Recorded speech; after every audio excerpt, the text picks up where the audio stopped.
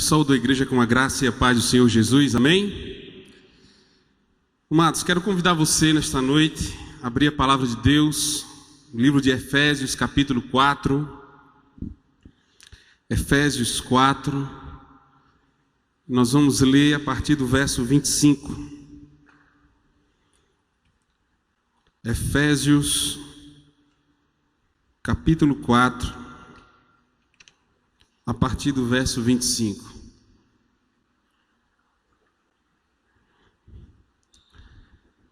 O título aqui fala de exortação à santidade. O nosso tema nesta noite é justamente santidade ao Senhor. Efésios 4, a partir do verso 25. Eu vou ler e vou pedir para que os irmãos me acompanhem. Todos acharam? Amém? Diz assim a palavra do Senhor: por isso, deixando a mentira, fale cada um a verdade com seu próximo, porque somos membros uns dos outros. Irai-vos e não pequeis. Não se ponha o sol sobre a vossa ira, nem deis lugar ao diabo. Aquele que furtava, não furte mais, antes trabalhe, fazendo com as próprias mãos o que é bom, para que tenha com que acudir ao necessitado. Não saia da vossa boca nenhuma palavra torpe, e sim unicamente o que for boa para a edificação, conforme a necessidade, e assim transmita graça aos que ouvem. Convidar você mais uma vez a orar ao Senhor nesse instante. Nós todos possamos pedir para que o Espírito Santo de Deus fale mais uma vez aos nossos corações através da sua palavra. Vamos orar. Santo Deus, eterno Pai, nós somos gratos, Senhor, por esse privilégio que é estar na tua casa, por esse privilégio, Senhor, que é poder cantar louvores ao teu nome, que é poder, Senhor, ler a tua palavra, que é poder falar contigo, que é poder estar ao lado de um amado irmão, que é poder desfrutar da tua presença. E diante da tua palavra, Senhor, nós nos colocamos o nosso coração, Senhor, diante do teu altar. E te pedimos, ó Deus, para que o teu Santo Espírito fale aos nossos corações, para que a tua palavra, Senhor, de forma clara, objetiva, mais uma vez superabunde em nossas vidas. Transforme a nossa mente, o nosso coração, o nosso comportamento. É o que eu te peço nesta noite, Senhor, fala conosco. Que a tua presença aqui no meio da tua casa seja evidente mais uma vez. Assim nós te oramos e te agradecemos em nome de Jesus. Amém. Então, irmãos, nós vamos falar nesta noite sobre santidade ao Senhor. E um tema tão conhecido e talvez até básico para a vida da igreja, mas que muitas vezes nós esquecemos de falar e de entender, buscar entender qual o propósito de Deus para a igreja no que diz respeito à santidade. E aí, antes de entrar propriamente no texto que nós lemos, eu quero falar algumas coisas sobre santidade. Nós precisamos entender que santidade, ela faz parte do processo de redenção do Senhor, de Deus. Quando Deus estabeleceu um plano para salvar o homem, existe um processo que ocorre após a justificação, no pacote, que quer levar ao homem a esse estado de ser santo, separado. Nós vamos falar mais sobre isso aqui, em que todo crente precisa saber que em meio ao projeto de Deus de salvação existe esse item chamado santidade, isso faz parte do plano de Deus para a vida de um salvo. Outra coisa que é importante a gente ressaltar é que santidade tem a ver com a aplicação dessa salvação de forma prática na vida do cristão. É Deus aplicando a sua promessa de salvar o homem, de transformar uma vida, tirar ela do lamaçal do pecado e fazer essa vida conforme o seu querer, a sua palavra. Isso vai ocorrer na vida do crente através desse processo de santidade ou de santificação. A gente vai também falar um pouco mais sobre isso à frente. É um processo, alguns autores dizem, que é de transformar uma pessoa e deixá-la à imagem e semelhança de Cristo. Vai nos tornar mais parecidos com Jesus. Quando uma pessoa é santa, separada, ela vai ser vista como alguém que se parece com o seu mestre, com Cristo. Santidade, na teologia, se separa ela de várias formas, e o radical, a origem dessa palavra, tem a raiz de santidade, santificação. Essas palavras têm um significado muito próximo. Mas a gente percebe, estudando a palavra de Deus, e alguns autores vão falar sobre isso, que essa santidade ela é definitiva e também progressiva. Quando é que a santidade ela é definitiva? E aí eu vou querer que você use a sua imaginação agora. Imagine o homem na lama. Esse homem está lá no charco, todo sujo, lameado. E ela é definitiva quando Deus, e aí eu vou citar um texto de Colossenses, capítulo 1, versos 12 a 15. E no verso 13 vai dizer assim: o qual nos tirou da potestade das trevas e nos transportou para o reino dos santos na luz. Então estávamos nós no lamaçal de pecado, e Deus escolheu nos tirar desse lamaçal de pecado. Então definitivamente, meu irmão, quando isso ocorre na nossa vida, nós somos santos, nós somos separados. E ela é progressiva quando esse homem que foi tirado da lama ainda está totalmente sujo dessa lama. E progressivamente Deus vai limpar esse homem que não está mais na lama, mas que ainda tem os resquícios dessa sujeira da lama, e Deus vai ali, progressivamente, trabalhando na vida desse homem, e o processo de salvação da nossa vida, e Deus vai ali, transformando o nosso comportamento, dia a dia, as nossas atitudes. E aí 2 Coríntios 7:1, a palavra de Deus vai dizer: purifiquemo-nos de toda a imundícia da carne e do espírito, aperfeiçoando a santificação no temor de Deus. Deus nos separa, nós nos tornamos santos, santificados, né? Então esse é um processo de santificação. No Velho Testamento, a palavra no hebraico que vai mostrar ou dar a ideia de santidade é kadosh. E essa palavra ela é utilizada para quando Deus retrata a figura dos levitas ou dos sacerdotes que eram absolutamente separados para a obra. E haviam coisas que aqueles homens não podiam fazer em determinados períodos, eles eram separados exclusivamente para servir. Mas quando nós olhamos para o Novo Testamento, a palavra que vai retratar a santidade, o ser santo, é ágios. E há uma progressão, uma evolução desse sentido de santidade, que é ser separado da prática do pecado e consagrado ao serviço de Deus. Então você não é apenas separado, mas ao mesmo tempo que você é separado, você é também consagrado. São coisas que ocorrem simultaneamente na vida de um crente. Quando nós nos convertemos, e o texto que nós lemos, no capítulo 4 de Efésios, a partir do verso 22, ou até mesmo do verso 17, quando vai falar também o tema, pelo menos aqui na versão atualizada, santidade cristã oposta à dissolução, nós vamos ver o apóstolo falando o que é que ocorre na vida de um cristão. Que, verso 22, que quanto ao trato passado vos despojeis do velho homem, que se corrompe pelas concupiscências do engano.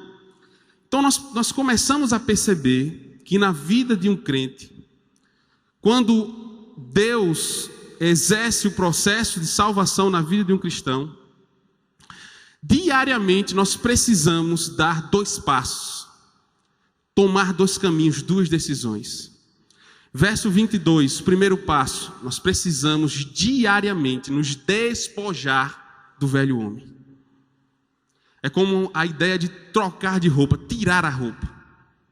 Esse é um dos passos que constantemente nós damos na nossa caminhada. Isso é constante.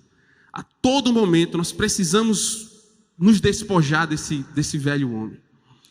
E verso 23 e 24, e vos renoveis no espírito da vossa mente, e vos revistais do novo homem, que segundo Deus é criado em verdadeira justiça e santidade. Então o Espírito Santo de Deus vai chegar na tua vida, num dado momento da eternidade, Deus escolhe tocar no teu coração, transformar a tua vida. Mas esse processo, esse pacote da salvação, ela vai se materializando na nossa história. E a todo momento nós precisamos saber que nós estamos dando esse espaço de se despojar do velho homem e de renovar a nossa mente, de se vestir desse novo homem. Quando nós olhamos para a palavra de Deus, e os profetas e o próprio Deus falando sobre santidade, nós podemos ter um parâmetro, uma ideia. Porque a gente pode ficar se perguntando, meu Deus, qual é o termômetro? O que é que mede? O que é que vai me dizer se eu sou santo ou não? Quem é mais santo? É fulano de tal ou é Beltrano? Como é que a gente mede santidade? E aí quando a gente vai olhar essa ideia de santidade, nesse tema de santificação, nós vamos observar que em Levítico, no capítulo 19, verso 2, diz assim: fala a toda a congregação dos filhos de Israel, e dize-lhes: santos sereis, porque eu, o Senhor, vosso Deus, sou santo. Porque eu, vosso Deus, o Senhor, sou santo. No Novo Testamento, 1 Pedro, capítulo 1, versos 15 e 16, parte desse texto diz: mas, como é santo aquele que vos chamou, sede vós também santos em toda a vossa maneira de viver. Então nós temos um referencial. Quem é o nosso referencial de santidade, irmãos? Deus, Jesus. Esse é o nosso referencial de santidade. Nosso padrão é Deus. Você quer ter uma referência de santidade? Olhe para a palavra de Deus, veja quem foi Jesus e como Deus tratou o seu povo com relação à sua postura, ao seu comportamento. Esse é o padrão. E a gente pode dizer assim: poxa, nosso padrão é por demais elevado. Que padrão elevado! Mas da mesma forma, irmãos, que quando nós, enquanto ovelhas, olhamos para a liderança da nossa igreja, para o pastor, para os presbíteros, ou para um irmão que te aconselha, que te levou ao evangelho, e você começa e passa a ter aquela pessoa como referência sua, como padrão de santidade. A gente aprende isso na convivência, no relacionamento, a palavra de Deus sendo aplicada nas nossas vidas. Da mesma forma, irmãos, esse imperativo que Deus está dizendo assim: olha, sejam santos, porque eu sou santo. O padrão é esse. A igreja precisa saber que nós somos referência para as pessoas que estão lá no mundo. Nós somos o padrão de Deus, que o mundo vai olhar assim e vai dizer assim: o que tem na vida desse camarada que eu não consigo, eu não sei o que é. Mas essa pessoa tem algo nele, que é diferente. Meu irmão, se você for santo, você passa a ser padrão, você passa a ser referência no seu trabalho, na sua casa. As pessoas vão lhe olhar e vão sentir algo diferente na sua vida, porque você é santo. Quando nós olhamos para esse texto aqui, o apóstolo está aplicando esse senso, esse sentido de santidade na vida da igreja. E aí eu vou falar um pouco sobre esse contexto do qual Paulo escreveu esse tema aqui, ou esse texto, essa carta para esses irmãos. E nós precisamos entender algumas coisas simples. E uma delas é que Paulo não inventou nada. Paulo não apresentou aqui nessa carta nenhuma mensagem, nenhuma novidade. E nem o que eu vou falar hoje é novidade para ninguém aqui. Eu acredito, né? Não sei. De repente tem alguém aqui que nunca ouviu o Evangelho. Essa carta está sendo escrita para a igreja, para os cristãos. E Paulo não apresenta nenhuma novidade. Ele simplesmente está expondo a lei, os 10 mandamentos. Quando ele diz lá no verso 28, aquele que furtava não furte mais, nos 10 mandamentos diz o que lá? Em Êxodo 20, 15, Está repetindo a lei.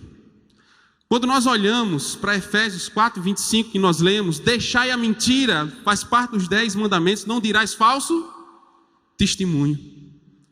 Então aquele povo aqui, ou pelo menos parte das pessoas que estavam à lei, já tinham alguma referência da lei. E aí nós vamos passar a ter um entendimento de que nós vivemos na graça, meu irmão, mas Deus não apagou os 10 mandamentos. A lei, ela existe, ela é válida. A lei é a expressão do que Deus entende, do que é ser santo.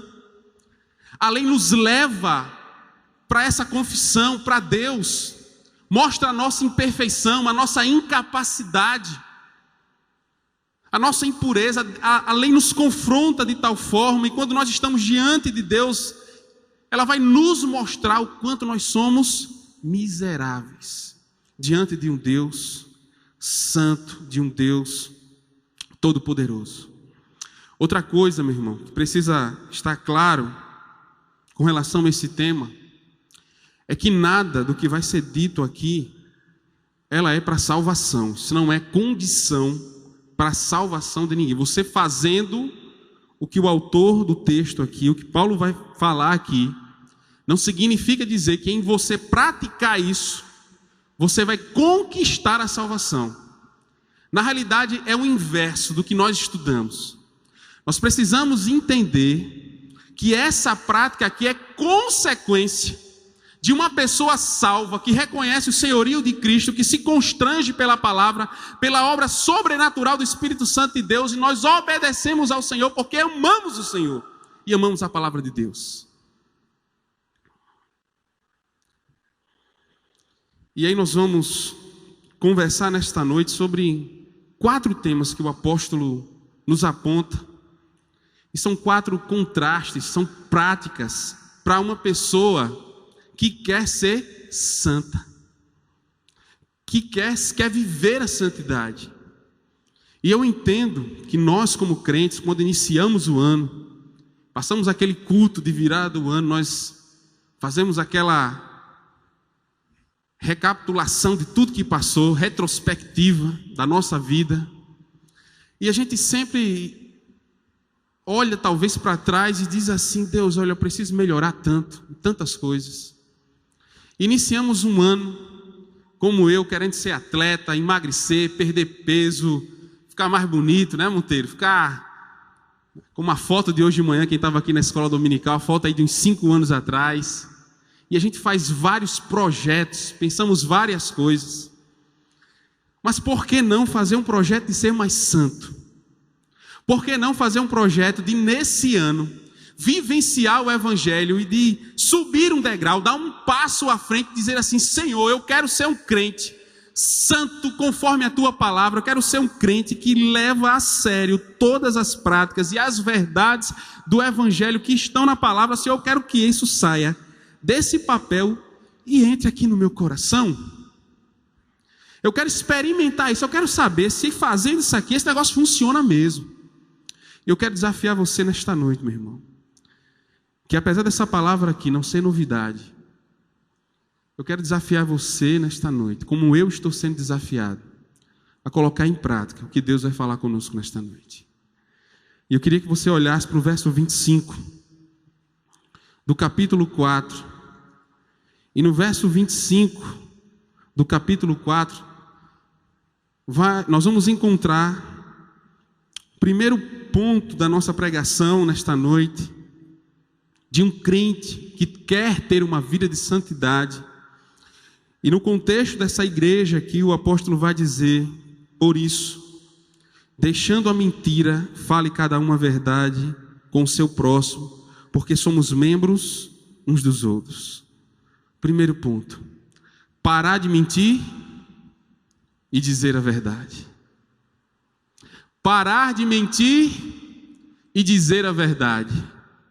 Existem, meus amados irmãos, muitas, mas muitas maneiras de mentir.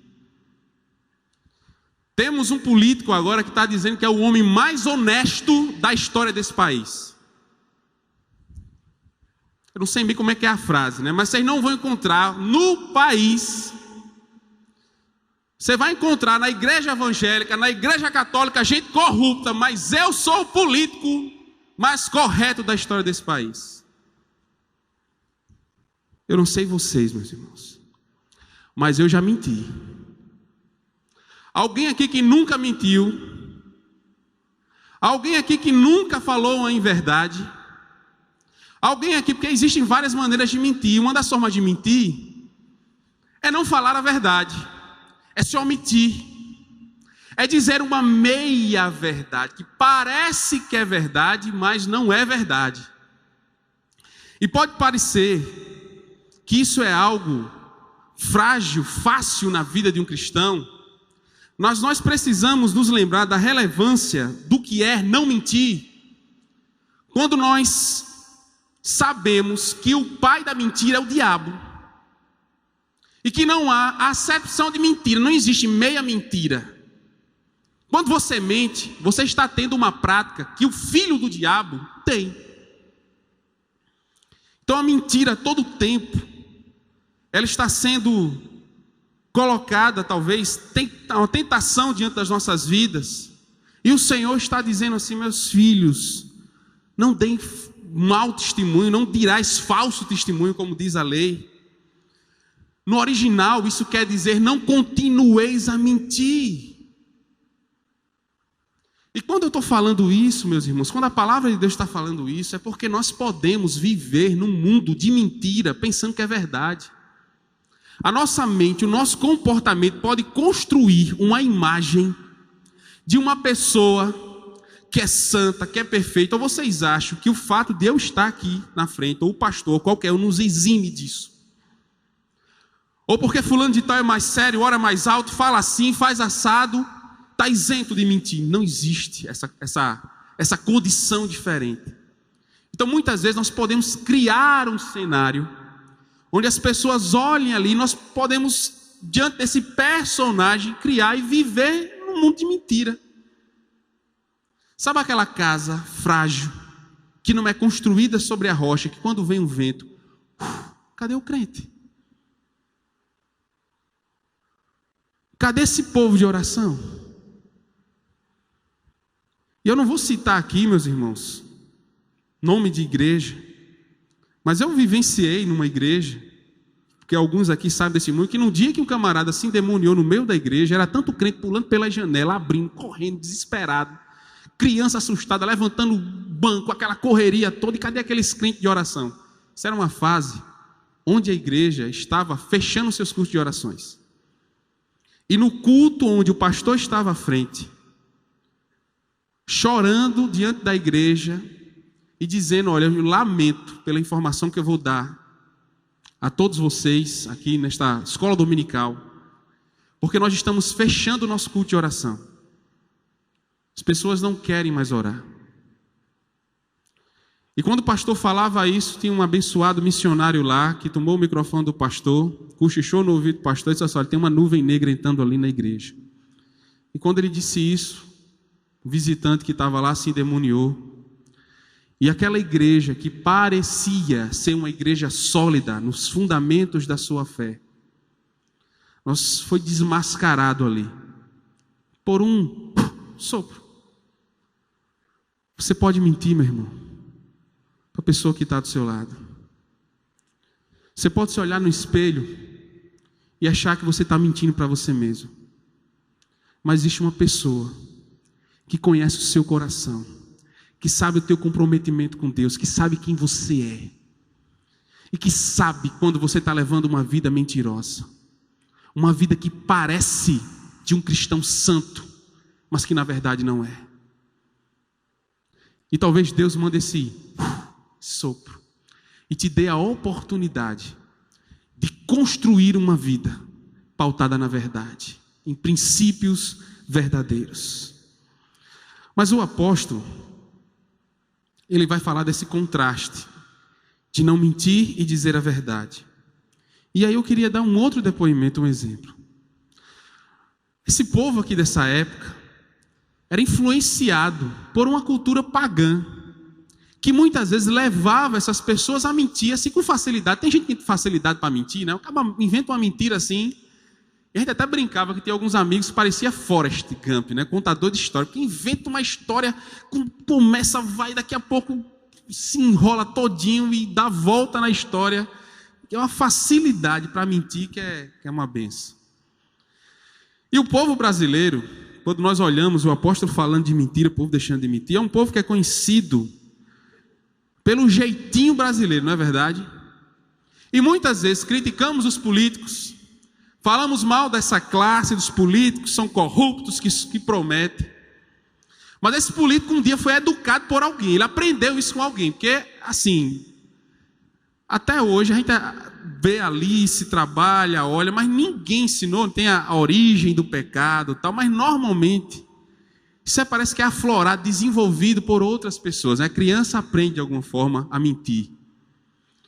E esse jeitinho brasileiro, muitas vezes, em outras culturas que a gente vivencia ou tem notícias, é chato, ruim saber que em algumas culturas o brasileiro tem esse rótulo do jeitinho. E aí, meu irmão, viajando agora, passando essa temporada no Canadá, a gente já sabe disso, mas ele pôde vivenciar isso e passa a mensagem ali, estarrecido, falando de honestidade, de verdade, que era estando lá no Canadá, catraca do metrô, quebrada, e todo mundo passando, tirando o dinheirinho do bolso, deixando lá em cima. Agora vem aqui para o Brasil. Você acha que no Brasil, lá na Ribeira, naqueles trens lá, 6 horas da manhã o pessoal trabalhando, está lá, cancela lá aberta. Vocês acham realmente que o pessoal vai tirar dinheiro do bolso para deixar lá em cima? Ou se deixar, alguém não vai se atrever a ir lá pegar? Muitas vezes, irmãos, isso pode parecer ser normal. Mas o que a gente está falando aqui, que o povo de outra cultura faz diferente de nós, o crente brasileiro, estando lá no Canadá, no Japão, no Brasil, ele precisa falar a verdade e precisa ser honesto em todas as circunstâncias. Nos lembramos do exemplo de Daniel, quando estava na Babilônia preso, que os seus costumes e aquilo que ele aprendeu com seus pais, ele não deixou de lado, ele levou aquela prática ali para a sua realidade. E quando nós olhamos o contraste desse aspecto que é a mentira, o apóstolo nos orienta não apenas a deixar a mentira, e nesse aspecto da santificação, que não podemos ser legalistas e simplesmente vender a ideia que é deixar de fazer coisas, e é isso que nesta noite nós precisamos sair daqui em mente, que não é apenas deixar de fazer algo, mas é fazer algo.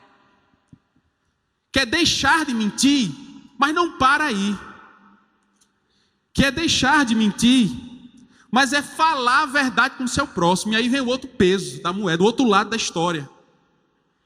É porque nós, muitas vezes, e essa é uma das disfunções dos grupos, das equipes, que é a ausência de confiança. E tem um autor americano chamado Patrick Lencioni, que fala sobre isso. E uma das disfunções que ele apresenta é justamente quando fala de grupos onde se envolve líderes, que a ausência de confiança tem a ver com o receio, o medo de se expor e de falar a verdade. Aí, meu irmão, a gente vê a mentira e vivencia a mentira nos nossos relacionamentos muitas vezes, sabe como? Em vez de procurar o irmão para falar a verdade, e muitas vezes a ideia de que falar a verdade dói, incomoda, nós preferimos muitas vezes colocar algumas sujeiras para debaixo do tapete, evitar o confronto e não falar a verdade. Sabe qual é a verdade? A verdade é que aqui nessa cabecinha eu penso coisas sobre alguns irmãos aqui que não são boas. Só que eu não tenho coragem de bater assim no ombro do irmão, de pegar assim na fuça dele, olhar nos olhos dele e dizer assim: meu irmão, deixa eu te dizer uma verdade que está aqui, ó. Que está aqui. Mas eu não tive coragem ainda de fazer essa verdade, sair daqui e dizer a você.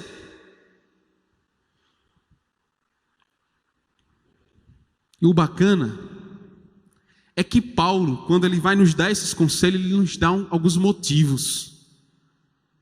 E um dos motivos apresentados por Paulo, quando ele vai falar sobre isso, no final do versículo 25, sabe por quê? Que você deve deixar de mentir e falar a verdade? Porque somos membros uns dos outros. Porque, meu irmão, quando você mente para o seu irmão, você não tem coragem de falar a verdade, você está mentindo para você mesmo, porque esse que está aí do teu lado, ou que está na tua casa, é parte sua, faz parte do seu corpo, nós somos do mesmo organismo. E quando a gente quebra uma unha, ou quando nós estamos com uma virose, não fica só a virose no pé não, meu irmão, é o corpo todo contaminado. Então nós precisamos tomar esse remédio aqui, que é a palavra de Deus, para que esse tipo de comportamento não contamine a nossa igreja, não contamine as nossas vidas, não contamine as nossas famílias. Que nós possamos ser objetivos, claros, verdadeiros, sinceros, paguemos o preço de sermos crentes santos, que estamos num processo de santificação, que o Espírito Santo de Deus, meu irmão, coloque coragem na sua vida, no seu coração, para você nesta noite bater no ombro. Opa, irmão, conversinha com você aqui, meu irmão.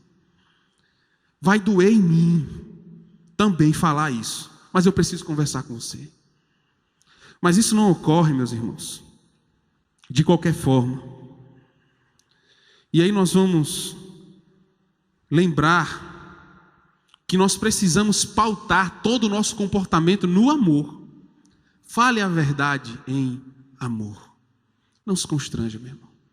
Não deixe o diabo colocar contendas na sua vida, nos seus relacionamentos.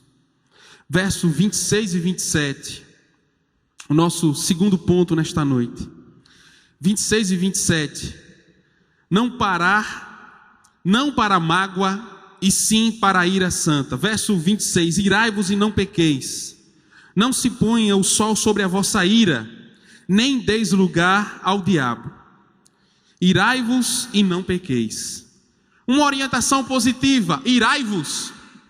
Crente ira, crente tem raiva, crente fica chateado, e essa ira é uma ira santa. Sabe por quê, meu irmão, ira santa? Porque quando você vê um corrupto, você pode ficar indignado com o comportamento desse corrupto.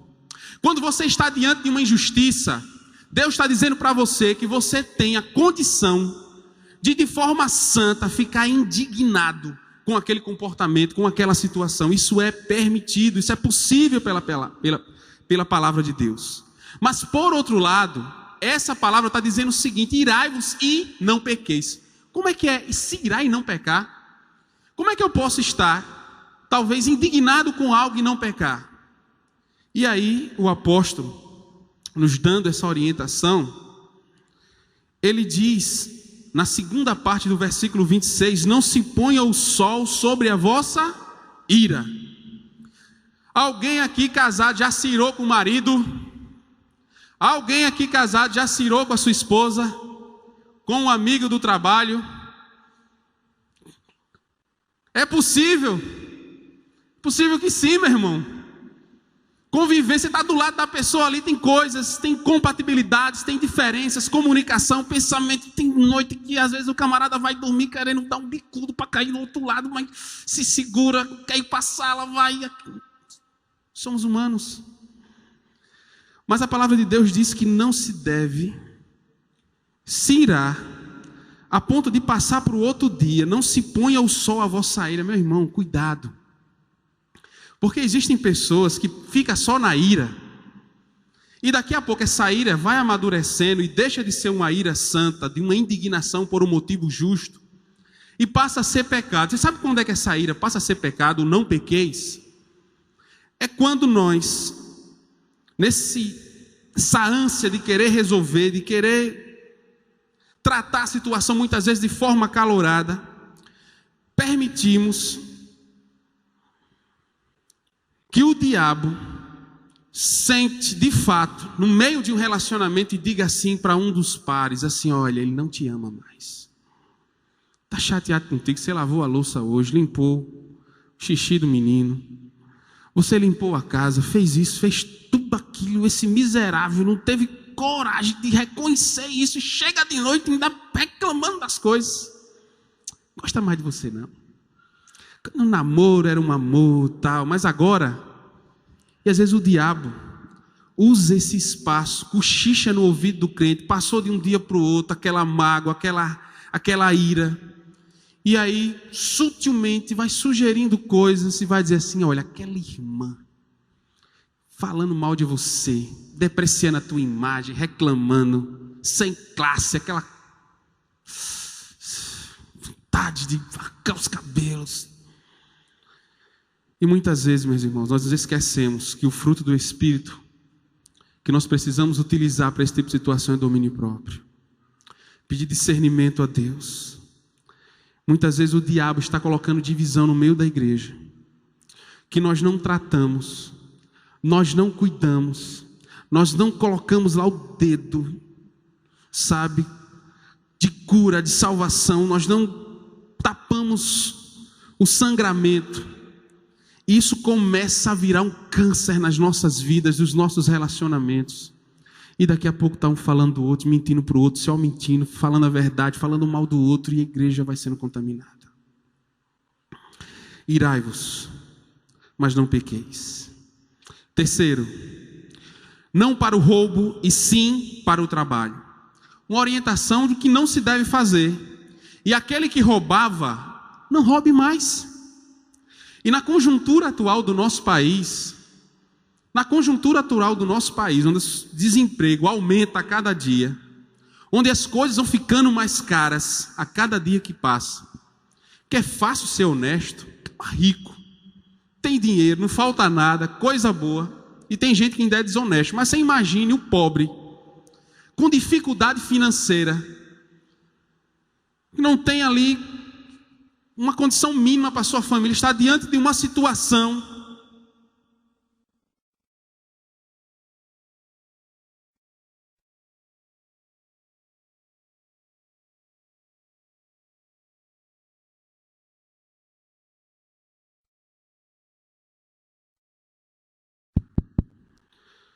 e diante dessa situação ele é colocado à prova, e o contexto hoje é até favorável para isso. E ele tem que fazer uma escolha entre roubar e levar vantagem, seja no trabalho, seja qual for a área, ou entre obedecer ao Senhor e continuar no arroxo. E quando nós olhamos para a palavra de Deus, a orientação, aquele que roubava, não roube mais, irmão. Se você de alguma forma agia de forma desonesta, que isso não faça mais parte da sua vida. Porque isso faz parte de um crente que é transformado e que sabe o que Deus representa para a sua vida, representa para a sua família, para você. E você toma a decisão, com a ajuda do Espírito Santo, da palavra, pela orientação, e escolhe. Diz assim: olha, eu vou servir ao Senhor. E essa prática que eu ficava me roendo para levar vantagem em alguma coisa, eu não vou fazer mais. E diga sim. Diga não ao roubo e sim ao trabalho. Quando nós olhamos, perceba que o apóstolo está sempre dizendo: olha, não faça isso, mas faça isso. É que o crente precisa ocupar essa lacuna, as lacunas das nossas vidas. E quando ele está dizendo diga sim ao trabalho, não basta parar de ser ladrão, de roubar, mas existe uma motivação, nós precisamos estar motivados ao trabalho. E quando nós estamos motivados para o trabalho, esse trabalho, meus irmãos, ele não vai ser bênção só para as nossas vidas. Quando nós olhamos para o texto, a orientação é bem clara, que aquele que furtava, verso 28, não furte mais, antes trabalhe, fazendo com as próprias mãos o que é bom, para que tenha com que acudir ao necessitado. Saiba que aquilo que Deus tem colocado diante de você, sobre as suas mãos, não é só para você não, meu irmão. E nós vivemos num mundo onde nós buscamos preparo, estudo, queremos sempre ganhar mais, pensando, olha, no nosso bolso. E Deus está dizendo nesta noite que o que você tem não é só para você não, porque se é bênção para você, é bênção para o seu irmão, é bênção para a sua casa, é bênção para a igreja. Só aqui que nós estamos aqui, onde nós estamos, onde nós temos, isso é fruto da bênção de Deus na vida dos irmãos. Isso aqui é comprado com dinheiro, com as ofertas, com os dízimos, para manter tudo isso aqui, é fruto do que Deus tem colocado na vida de cada um aqui. Então é uma forma de reconhecer o senhorio de Cristo, a soberania de Cristo, de dizer: Senhor, eu quero ser santo nessa área. Eu vou trabalhar, mas o meu trabalho vai apontar para a cruz de Cristo e vai dizer que com o fruto do meu suor eu quero glorificar o teu nome. Isso aqui não é meu, Senhor, é teu. Isso é para a honra e glória do teu nome. Verso 29. Não saia da vossa boca nenhuma palavra torpe, e sim unicamente o que for boa para edificação, conforme a necessidade, e assim transmita graça aos que ouvem. Não para a palavra suja, diga sim para a palavra que abençoa. Diga não para a palavra suja e diga sim para a palavra que abençoa. Quando a gente fala de palavra torpe, o original quer dizer, significa podre, inútil. E logicamente que a gente pensa que são aquelas pessoas que falam palavrões. Tem crente que fala palavrão. De vez em quando tá sai escorrega aqui alguma coisa. E aí o apóstolo está orientando isso, mas nesse sentido e nesse contexto, ele está se referindo, sabe a quê, meu irmão? Aqui quando a gente fala de palavra torpe, quando ele dá o antídoto, a gente vai tendo a referência de trás para frente, e ele está falando de palavra que edifique, e o oposto que é palavra torpe, é você não falar mal do seu próximo. É você não transmitir para outros a ideia ou a imagem de alguém que não é verdadeira. É você não transmitir uma informação que você não tem certeza. Você já imaginou se alguém chegasse para falar para você mal de outra pessoa e você chamasse a pessoa que ele está falando mal e dissesse: vem cá, meu irmão, porque eu percebi essa mensagem. Não, vem cá, fulano, vem cá. Fulano tem um negócio aqui para dizer, vem cá. Diz aí agora, porque ele está dizendo aqui agora, vê se eu entendi, irmão, que ele aqui está falando assim, é isso mesmo, me ajuda aqui a entender. A onda de fofoca, de palavra maledicente, de piadinhas de cunho pejorativo, nas nossas programações, nas nossas rodas, nas nossas conversas, quando em todas as categorias das igrejas, sejam crianças, os pais, os líderes educassem os seus filhos e dissessem assim: meu filho, não fale mal do fulaninho não, faça as pazes com ele. Se as crianças aprendessem isso dentro das nossas casas, se os nossos adolescentes, os nossos jovens, quando estivessem reunidos, tivessem conversas que edificassem e abençoassem uns aos outros, quando as nossas reuniões fossem reuniões produtivas, quando os nossos bate-papos ali tivessem um foco na palavra de Deus, mas em brincadeiras saudáveis, mas não em denegrir a imagem do outro, não em duvidar, não em colocar em dúvida a posição, a opinião, a postura, a imagem de quem quer que seja, meu irmão. Porque quando nós fazemos isso, nós estamos apontando para o que Satanás diz e faz. Porque quem tem interesse em fazer com que o crente não se pareça com Jesus e com Deus é o diabo. Quando nós fazemos isso, denegrimos a imagem de alguém, nós estamos fazendo o papel que o diabo faz, porque ele quer denegrir a minha e a sua imagem. Então, meu irmão, a palavra de Deus está nos dizendo nesta noite, é que você não pode ser canal de palavra que amaldiçoe a vida da igreja e a vida dos irmãos. Você não pode compactuar, se você souber de algo que vai prejudicar o andamento, você é responsável. Essa responsabilidade não está só nas costas do pastor da igreja, não, meu irmão. Paulo está dizendo aqui que é para o pastor saber de todas as coisas. Pastor, tu acredita que tu não sabe não que fulano de tal está falando mal do Beltrano? Pastor, como é que pode? Porque pastor tem que saber de todas as coisas. Ou essa cabeça aqui não é onisciente, onipresente? Meu irmão, essa responsabilidade é coletiva. E ao mesmo tempo individual. E sabe o que é bacana? é que ao mesmo tempo que essa palavra é dita para a igreja, e um crente falando de santidade, para ser santo precisa exercer a santidade na sua vida, não é só no convívio da igreja não. Porque tem aquela sua amiga, seu amigo de escola, de trabalho, de ambiente de trabalho, que muitas vezes nós adotamos a mesma postura. A gente não faz na igreja, mas lá fora eu faço. É o crente lá do Canadá, não é o crente brasileiro. Meus irmãos, eu não sei qual é o contexto que você vive, quais são as tentações que você passa, mas eu quero dizer para você que Deus nesta noite está dizendo para você que você precisa adotar uma postura de crente em todos os lugares onde você esteja. Você precisa reprovar todo tipo de comportamento que vá contaminar a sua palavra, a igreja, a sua comunhão com Deus.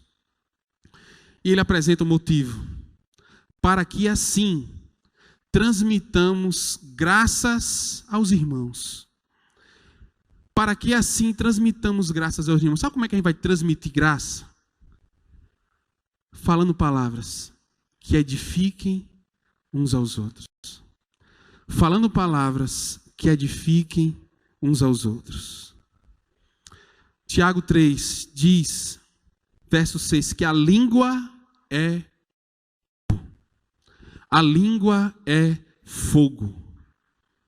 Tem muita gente matando, destruindo relacionamentos com a sua língua. E eu quero nesta noite concluir dizendo que um cristão, nesse processo de santidade, o cristão não é uma pessoa